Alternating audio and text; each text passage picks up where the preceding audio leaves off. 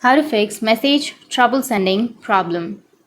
So if you want to fix the message trouble sending problem, then what you need to do is you just need to simply go for your messages application, open up your messages. Under messages, you need to go for the upper side, which has that profile option. Under profile, you need to go for message settings.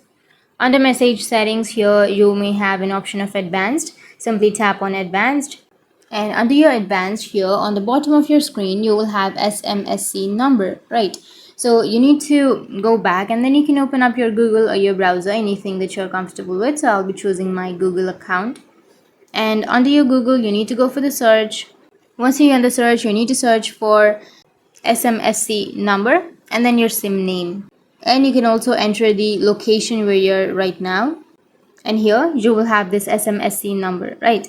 So here you will have copy option, right? Simply tap on copy and copy the number. Once you've copied the number, now here you can go back to the advanced page, and here under the SMSC number, if you're able to edit that number, then you need to simply go and edit or paste the number which you have just copied and change your SMSC number.